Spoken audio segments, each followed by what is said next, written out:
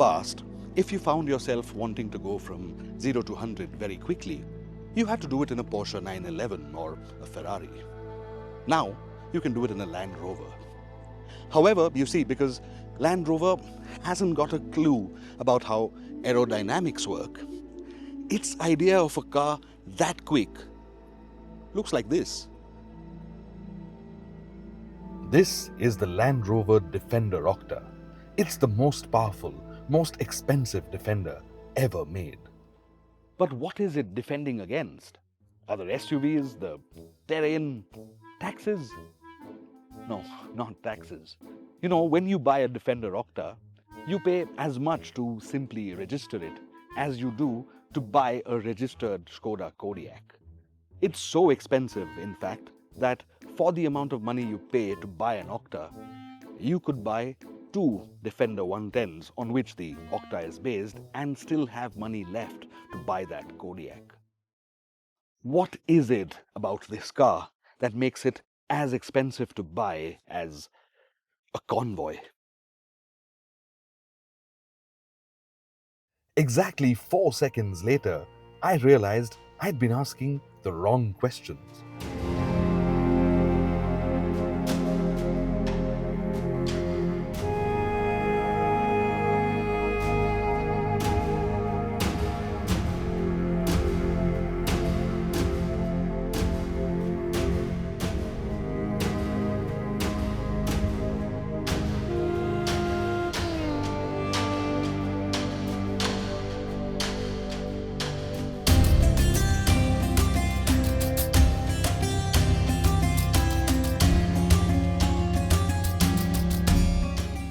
It's absolutely frightening how powerful the Octa is.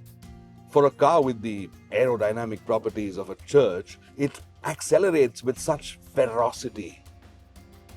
It's incredible what Land Rover has done to it.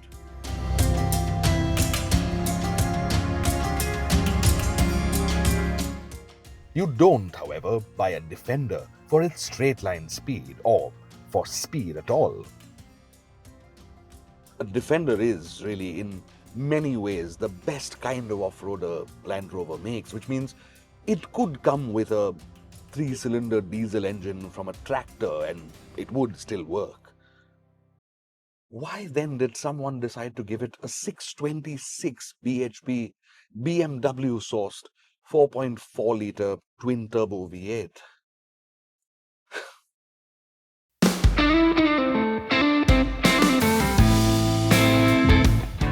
The answer is profit. The Defender is among Land Rover's most successful cars ever. In India alone, over 1,000 people bought a Defender in the year 2024. This year, even more will buy one.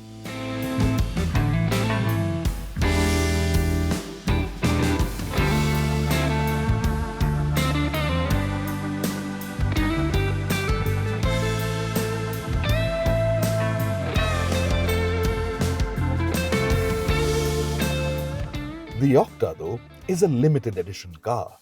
This, the Edition 1, will only be made this year. And even other Defenders with the Octa badge will only be produced in limited numbers.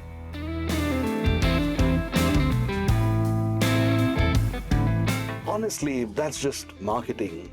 I mean, in no way must you give in to the fear of missing out, because Land Rover simply can't have enough of making Defenders, and each of these is going to get progressively better with time.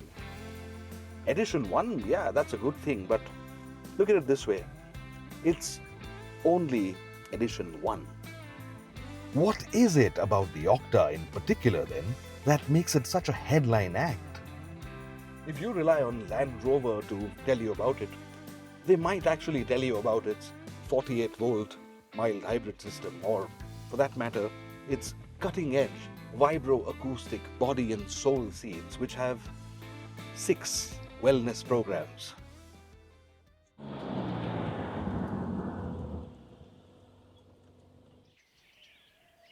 No, that's not the point of it at all.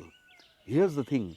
Unlike every other performance SUV out there, be it the G63 AMG or the Lamborghini Urus, or for that matter the Range Rover SVRs, The Defender Octa only gets better off the road in its Mad Max spec, while the step up in its road performance is huge. The drop-off that you typically get off-road with this class of SUVs simply doesn't exist. With its 6D Dynamics air suspension, which is a combination of hydraulic interlinked dampers and height-adjustable air springs, and the small matter of 750 Nm of torque, the Octa is simply brilliant at defendering. In Octa mode, the ABS calibration changes, and I think more than 70% of the power is sent to the rear wheels. As a result, what you get is Dakar levels of performance. To be honest, the Defender is already very good at that sort of thing, and this particular one gets over 320 mm of ground clearance in off-road mode and 1 meter of water wading depth, that's nearly 3.5 feet.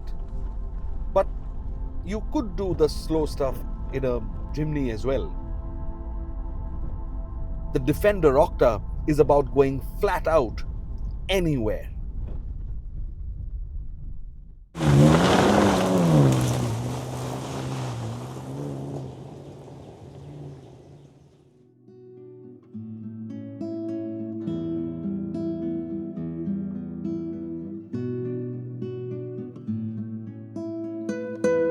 I'll be honest, when Land Rover first announced the Octa, I thought it was a gimmick, a PR statement on steroids. But amazingly, the Octa is for real. It's a charming brute of a car, overflowing with character. And while I really did think it was going to be irrelevant, somehow the Octa badge has made this even more of a Land Rover.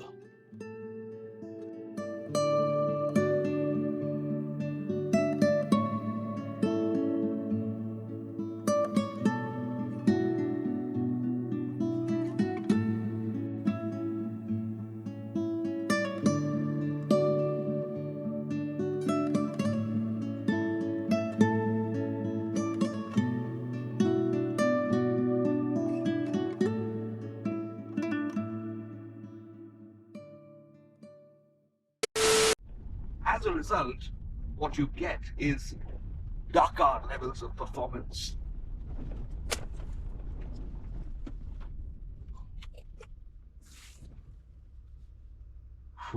Scary.